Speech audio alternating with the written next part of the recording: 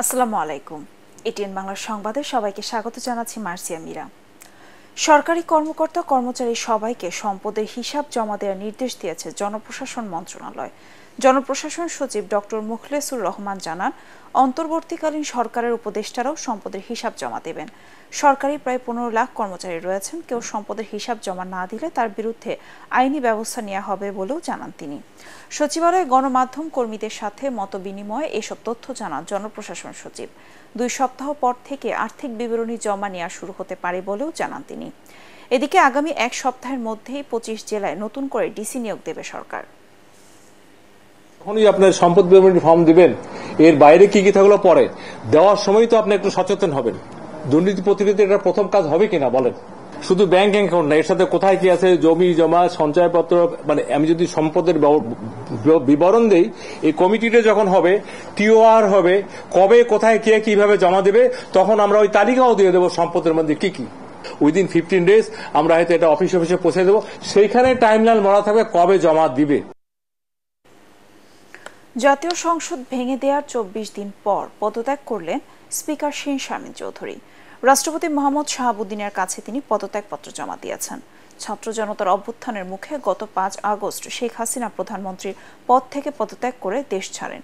এরপর রাষ্ট্রপতি সংসদ ভেঙে দেন। গত 8 আগস্ট অন্তর্বর্তী সরকার শপথ নেন। শেখ হাসিনার সরকারের পতনের 27 দিনের মাথায় পদত্যাগ করলেন স্পিকার শিন শারমিন চৌধুরী। 2008 সালের নির্বাচনে আওয়ামী লীগ ক্ষমতায় আসার পর স্পিকার নির্বাচিত হন আব্দুল হামিদ। তাকে রাষ্ট্রপতি নির্বাচিত করা হলে 2013 সালের 30 এপ্রিল স্পিকার নির্বাচিত হন শিন শারমিন। এরপর থেকে টানা তিনি এই দায়িত্বে ছিলেন। কালো টাকা সাদা করার সুযোগ বন্ধ করেছে জাতীয় রাজস্ব বোর্ড।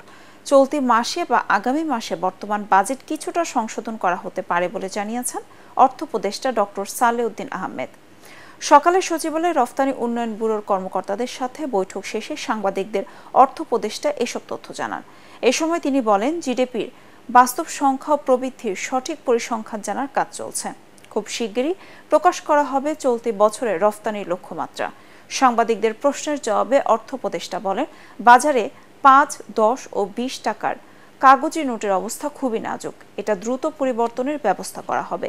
দেশের মানুষকে মুদ্রার যন্ত্র ও ব্যবহারে সতর্ক থাকার আহ্বান জানান তিনি। ডক্টর সালেউদ্দিন আহমেদ বলেন, বাজেটে বড় বড় উন্নয়ন খাতের প্রকল্পগুলোর বিষয় সরকারের উচ্চ পর্যায়ে সিদ্ধান্ত হবে। কমপ্লিট শাটডাউন কর্মসূচি প্রত্যাহারের পর ঢাকা মেডিকেল কলেজ হাসপাতালে জরুরি বিভাগ চালু হলেও বহির্বিভাগের চিকিৎসা সেবা বন্ধ রয়েছে। বহির্বিভাগের ওয়ার্ড মাস্টার জানান, সকাল থেকে বহির্বিভাগের চিকিৎসা সেবা বন্ধ করে দেওয়া হয়েছে। চিকিৎসকরা জানান, দোষীদের 48 ঘন্টার মধ্যে গ্রেফতারের আশ্বাসে জরুরি বিভাগে তাদের সেবা চালু হয়েছে। তবে সব দাবি আদায় না হওয়া পর্যন্ত বহির্বিভাগ বন্ধ থাকবে বলে জানান তারা। এদিকে হাসপাতালের অন্যান্য সেবা কার্যক্রম বন্ধ থাকায় ভর্তি থাকা রোগীদের চরম ভোগান্তি হচ্ছে। বহির্বিভাগে চিকিৎসা নিতে আসা রোগীরা ফিরে যাচ্ছেন সেবা না পেয়ে। ঢাকা মেডিকেল কলেজ হাসপাতালে চিকিৎসকের ওপর হামলার ঘটনায় গাইবান্ধা থেকে সঞ্জয় পাল জয় নামে একজনকে গ্রেফতার করেছে পুলিশ।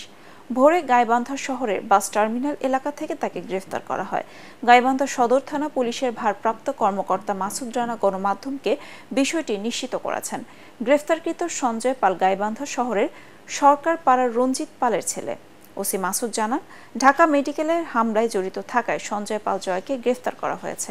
তার বিরুদ্ধে আইনি ব্যবস্থা নেওয়া হবে। দ্রুতই তাকে ঢাকায় পাঠানো হবে বলেও জানান তিনি। কুইক রেন্টাল প্রকল্পে ক্রয় সংক্রান্ত মন্ত্রীর একক ক্ষমতা এবং এ বিষয়ে আদালতে প্রশ্ন তোলা যাবে না, বিদ্যুৎ আইনের এই 2 ধারা কেন অবৈধ তা জানতে চেয়ে রুল জারি করেছে হাইকোর্ট। এক রিট আবেদনের প্রাথমিক শুনানি শেষে বিচারপতি ফারাহ মাহবুব ও বিচারপতি AKM রবিউল হাসানের দ্বৈত বেঞ্চ এই রুল জারি করেন।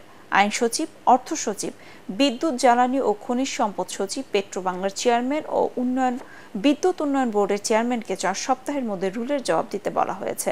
সকালে সুপ্রিম কোর্টের 2 আইনজীবী হাইকোর্টের সংশ্লিষ্ট শাখায় এই রিট আবেদন করেন। আইনের 9 ধারায় বলা হয়েছে, এই আইনের অধীন গৃহীত কোনো আদেশ বা নির্দেশের বৈধতা সম্পর্কে কোনো আদালতে প্রশ্ন উত্থাপন করা যাবে না। আরেক ধারায় বলা হয়েছে, জ্বালানি বিদ্যুৎ ক্রয় সংক্রান্ত বিষয়ে মন্ত্রীর একক ক্ষমতা থাকবে। আইনের 2টি ধারায় সংবিধানের লঙ্ঘন বলে জানান রিটকারীর আইনজীবী। পরবর্তী সংবাদ দেখার আমন্ত্রণ জানিয়ে এখনকার মতো শেষ করছি। এটিএন বাংলা সংবাদ ইউটিউব দেখতে ব্রাউজ করুন youtube/ATN Bangla News। ধন্যবাদ সবাইকে।